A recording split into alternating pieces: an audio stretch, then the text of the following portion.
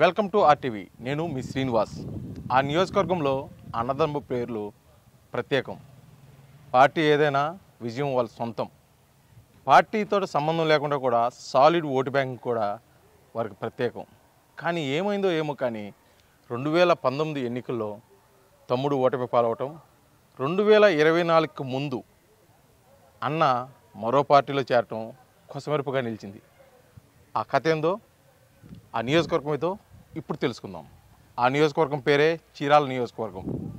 కానీ తమ్ముడు ఆమంచి కృష్ణమోహన్ మాజీ శాసనసభ్యులు 2 సార్లు ఎమ్మెల్యే గెలిచిన అనుభవం అతనుకుంటే, ప్రత్యక్ష రాజకీయాలకి మొదటిసారిగా దిగుతున్నటువంటి ఆమంచి శ్రీనివాసులు అలియాస్ ఆమంచి స్వాములు జనసేన కండువతోటి ఫస్ట్ టైం ఎన్నికలకు సిద్ధమవుతున్నారు.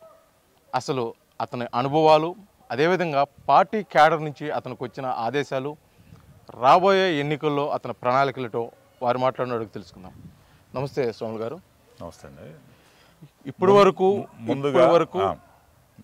ముందుగా ఆంధ్ర రాష్ట్ర ప్రజలందరికీ కూడా 2024 సంవత్సరం నూతన సంవత్సర శుభాకాంక్షలు. అలానే మా జన సైనికులందరికీ కూడా, వీర మహిళలకు, జనసేన అభిమానులకు, ప్రతి ఒక్కళ్ళకు కూడా, అట్లనే మా అధినేత పవన్ కళ్యాణ్ గారికి, అలానే నాగదండ్ల మనోహర్ గారికి, మా నాగబాబు గారికి అందరికి కూడా నూతన సంవత్సర శుభాకాంక్షలు. స్వాములు గారు, 2019 ఎన్నికల్లో అన్న తమ్ముడికి మీరు సపోర్ట్గా చేశారు, ఆమంచి కృష్ణమోహన్కి చీరాల నియోజకవర్గం నుంచి. 2024 ఎన్నికలు వస్తున్న క్రమంలో కొన్ని నెలల ముందే జనసేన కండువ కప్పుకొని మీరు ప్రత్యక్ష రాజకీయాల్లోకి దిగటం మీకేమనిపిస్తుంది? అసలు కారణాలు ఏమై ఉంటాయంట? నేను 2019 ఎలక్షన్ తర్వాత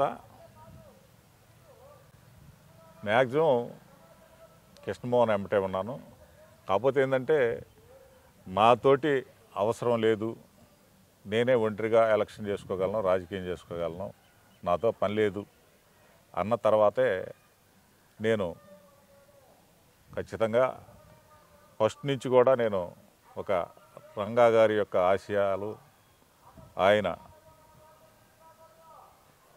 యొక్క విధానాలతో ఉన్న వ్యక్తి, పేద ప్రజలందరూ కూడా, బడుగు బలహీన వర్గాలందరూ కూడా ఒక పెద్దపీట వేసే వ్యక్తి పవన్ కళ్యాణ్ గారు జనసేన పార్టీ పెట్టిన తర్వాత ఆ పార్టీలో ఆయనతో వర్క్ చేయాలన్న ఆలోచనతో ఆయన పార్టీలో చేరడం జరిగింది.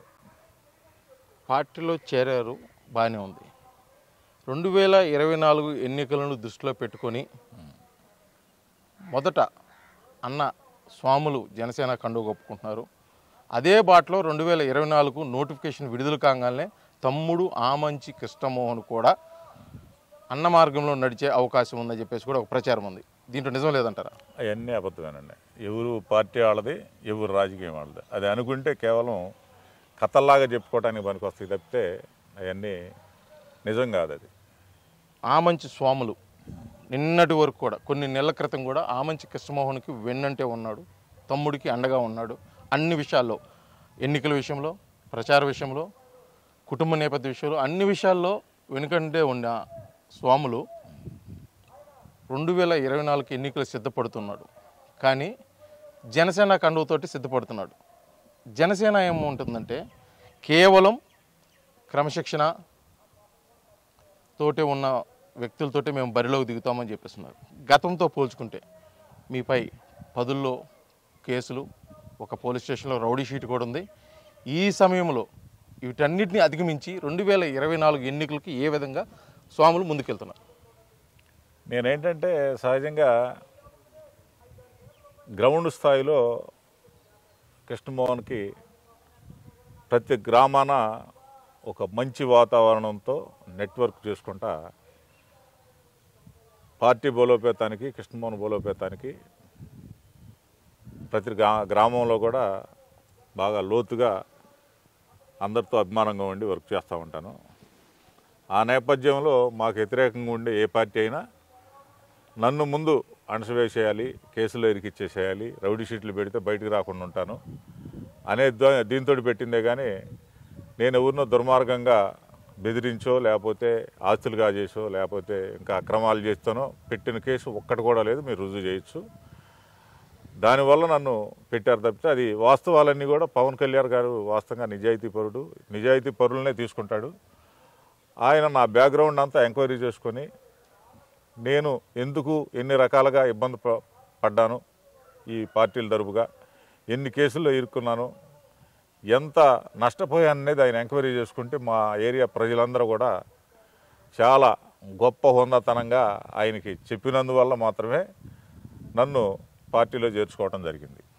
నియోజకవర్గంలో ముఖ్యంగా చీరాల నియోజకవర్గంలో ఆమంచి స్వాములతోటి సమాధానం మాట్లాడాలంటే ముందు చేతితోటి సమాధానం చెప్పి తర్వాత నోటితోటి సమాధానం చెప్తాడు అని చెప్పి అయితే ఒక ప్రచారం అయితే ఫుల్గా ఉంది. దాంట్లో అబద్ధం అనేది కూడా చాలా తక్కువ ఉండొచ్చు.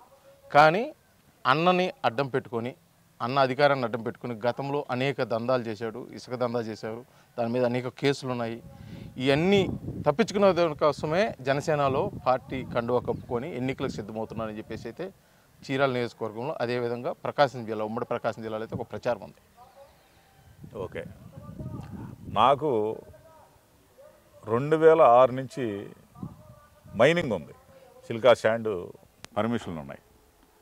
ఆ పర్మిషన్లను బేస్ చేసుకొని ప్రతి సంవత్సరం కూడా దాదాపు గవర్నమెంట్కి, మైనింగ్ డిపార్ట్మెంట్కి రాయల్టీగా నేను 50 లక్షల నుంచి ₹1,00,00,000, కోటి చిల్లర కూడా నేను ప్రతి సంవత్సరం గవర్నమెంట్కి కట్టుకొని వ్యాపారం చేసుకుంటూ ఉండేవాడిని. ఈరోజు మన బల్లికూర అవ్వచ్చు, చెమకుర్తి అవ్వచ్చు, ఈరోజు చేసే వాటిని ఏంటి అంటే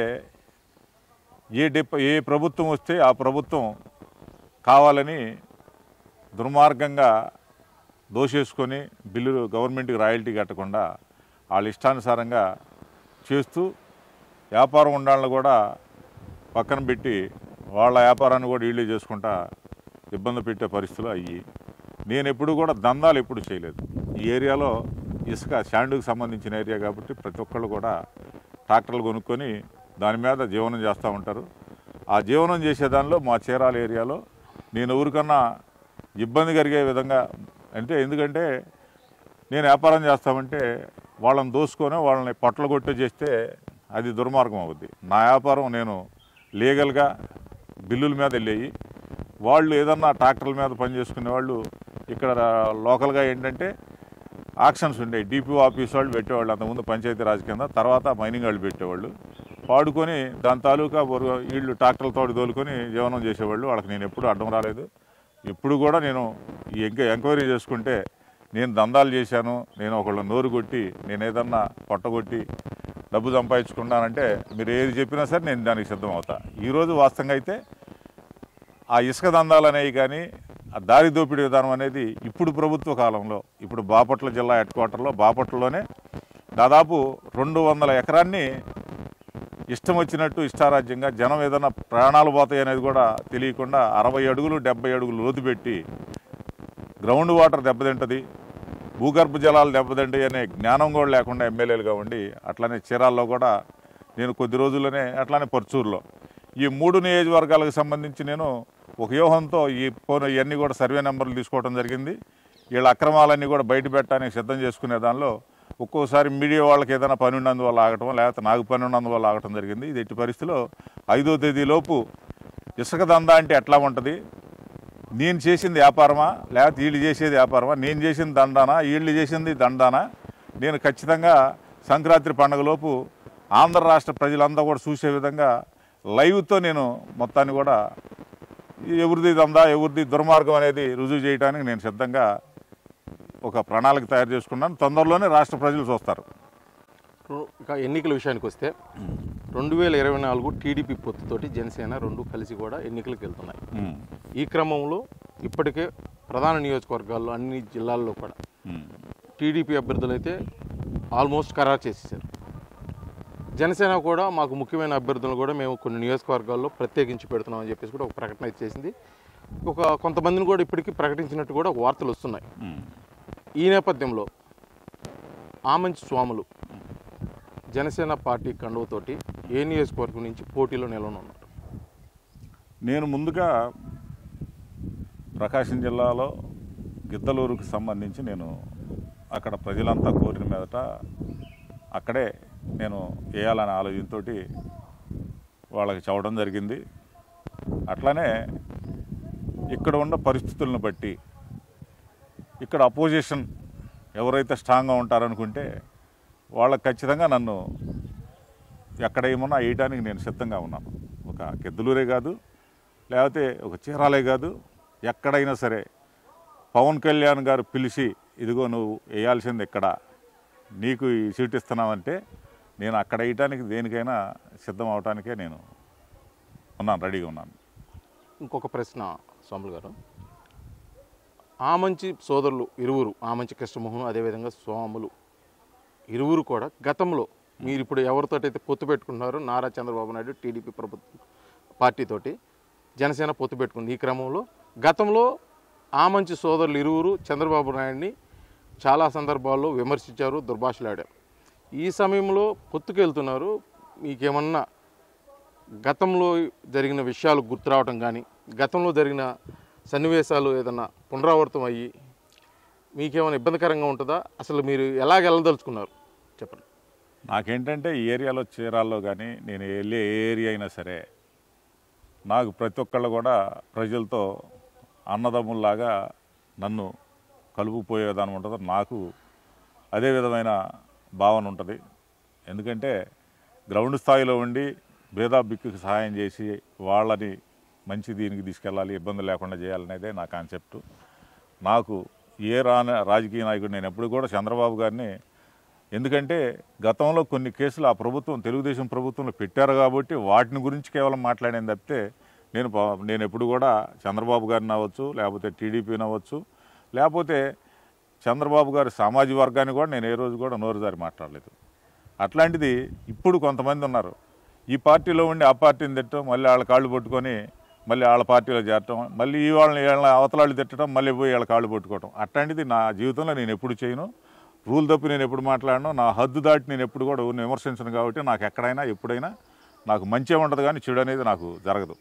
చివరిగా ఒక ప్రశ్న, ఆమంచి స్వాములు జనసేన నుంచి పోటీలో ఉంటున్నారు, సీటు కన్ఫర్మ్ అయిన పక్షంలో ఇతర నియోజకవర్గాల్లో మీ సేవలు అవసరమయ్యి ఖచ్చితంగా మీరు అక్కడికి వెళ్ళి ప్రచారం చేయాలి అని చెప్పిన పక్షంలో మీరు ఎంత మేరో ప్రకాశం జిల్లాలో పర్యటించగలరు? ఎందుకంటే ప్రకాశం జిల్లాలో కొన్ని నియోజకవర్గాలతోటి మీకు సంబంధాలు ఉన్నాయి, మిగతా నియోజకవర్గాలతోటి పెద్దగా లేదు. కానీ జనసేన ఇక్కడ బలపడే ఉద్దేశంతో మీ సహాయం కోరితే మీరు ఎంతవరకు ముందుకు వస్తారు? నేను 100కి 100% ఏంటంటే ప్రకాశం జిల్లా అనేది నాకు సొంతగా అన్ని కులాలు కూడా ఆదరించే జిల్లా. అయినా ఈరోజు నన్ను రాష్ట్ర కార్యదర్శిగా పవన్ కళ్యాణ్ గారు నియమించిన తర్వాత రాయలసీమ ఏరియాలో నేను ఎక్కువగా పర్యటించడం జరిగింది. ఆ ఏరియా జనం, ఆ ఏరియాకి సంబంధించిన జనసేన నాయకులు అవ్వచ్చు, జనసేన అభిమానులు అవ్వచ్చు, అలానే ఆ ఏరియాలో ఎక్కువగా అభిమానించే ఇంకా అభిమానులు ఇంకా కూడా పార్టీలో చేరాలనుకునే వాళ్ళు అవ్వచ్చు, చాలామంది నేను కలవటం జరిగింది. నేను అవసరం ఎక్కడుంటే ఆ జిల్లాకి పోయి ఆ జిల్లాలో ఆ నియోజకవర్గాల్లోకి వెళ్ళి ఎక్కడ ఏ చిన్న ఇది ఉన్నా నా అవసరం ఉన్నా నేను ఒక జిల్లా ప్రకాశం జిల్లా కాదు ఏ జిల్లాకైనా కూడా నేను వెళ్ళి నా అవసరం ఉంటే నేను ఖచ్చితంగా వెళ్ళి అడిగి వర్క్ చేయడానికి సిద్ధంగా ఉంటూనే ఆయన ఇచ్చిన నియోజకవర్గాన్ని సెలెక్ట్ చేసుకుంటాను. అలానే ప్రకాశం జిల్లాలో ఎర్రగొండపాలెం అవ్వచ్చు, మార్కాపురం అవ్వచ్చు, గిద్దలూరు అవ్వచ్చు, కనిగిరి అవ్వచ్చు, అలానే దర్శి అవ్వచ్చు, అద్దంకి అవ్వచ్చు, సంతనూతలపాడు అవ్వచ్చు, కొండేపు అవ్వచ్చు, మాకు సంబంధించిన అభిమానులు, నాకు సంబంధించిన ఫాలోవర్స్ చాలామంది ఉన్నారు. వాళ్ళకి ఖచ్చితంగా నేను వెళ్ళి పార్టీని బలోపేతంగా వాళ్ళని ఖచ్చితంగా అండర్స్టాండింగ్గా ఉండి ఒక టీడీపీ వాళ్ళతో పొత్తులో ఒక అన్నదమ్ముల్లాగా కలిసిపోయే దానికోసం ప్రతి ఒక్కళ్ళని కూడా నేను ప్రతి నియోజకవర్గం తిరిగి అందరికీ సూచనలు ఇచ్చి అందరిని కూడా టీడీపీ జనసేన టీడీపీ పొత్తులో అందరిని సోదరభావంగా కలిసే విధంగా కూడా నేను తయారు చేయడానికి రెడీ చేసుకుంటున్నాను. కొద్ది రోజులు ఆ పని కూడా చేస్తాను. నా పార్టీ ధర్మం, నా ధర్మం కాబట్టి పార్టీలో చేరా కాబట్టి. ఆమంచి సోదరులు ఇద్దరు కాదు ఒకరే అని చెప్పేసి చీరాల నియోజకవర్గం అదేవిధంగా ప్రకాశం జిల్లాలో చాలామందికి తెలుసు. కానీ 2024 ఎన్నికల్లో ఆమంచి స్వాములు అన్న పోటీలో ఉంటే తమ్ముడు అన్న గెలుపు కోసం కృషి చేస్తాడా? అది వాళ్ళ మనసు యొక్క అభిమతాన్ని బట్టి ఉంటుంది. అది ఎందుకంటే నాలాగా కృష్ణమోహన్ ఉండకపోవచ్చు, కృష్ణమోహన్కి నచ్చకుండా నేను ఉండొచ్చు. అందువల్ల అది వాళ్ళకి సంబంధించిన, అతనికి సంబంధించిన విషయమే కానీ నాకు సంబంధించింది కాదు. నాకు చేసినా చేయకపోయినా నాకు పవన్ కళ్యాణ్ గారు ఆదేశం మేరకు నేను ఎక్కడ వేసినా ఏం చేయడానికి పార్టీకి నిలబడిన చోట న్యాయంగా నేను ఇది చేసుకునేదానికి నేను సిద్ధం. ఏదైతే మీరు కోరుకుంటున్నారో అది ఖచ్చితంగా మనస్ఫూర్తిగా జరగాలని చెప్పేసి కూడా ఆర్టీవీ తరపు నుంచి కోరుకుంటూ, మొత్తానికైతే చీరాల నియోజకవర్గంలో పరోక్షంగా ఇప్పటి వరకు తమ్ముడికి అండదండలు అందించిన అన్న స్వాములు 2024 ఎన్నికలు జనసేన కండవ కప్పుకొని నేరుగా ప్రత్యక్ష రాజకీయాల్లోకి వస్తాను, జనసేన పార్టీ అభివృద్ధికి, అదేవిధంగా పొత్తు పెట్టుకున్న టీడీపీకి మొత్తానికి గెలుపుకి నేను సహకరిస్తాను, రాష్ట్రంలో కూడా ప్రభుత్వం ఏర్పాటు కూడా తన వంతు కృషి చేస్తాను, నాపై ఉన్న కేసులు కానీ నాపై ఉన్న అభియోగాలు కానీ పూర్తిగా అబద్ధాలు, దాంట్లో ఎటువంటి సాక్ష్యాలు లేవు, ఎటువంటి ఆధారాలు లేవు, అవి గత ప్రభుత్వాలు చేసిన కుట్రగానే భావిస్తున్నాయని చెప్పేసి కూడా స్వాములు మనకు తెలియజేస్తున్నారు. వీడియో జర్నలిస్ట్ లక్ష్మణ్తో శ్రీనివాస్, ఆర్టీవీ, చీరాల, ఉమ్మడి ప్రకాశం జిల్లా. Thank you.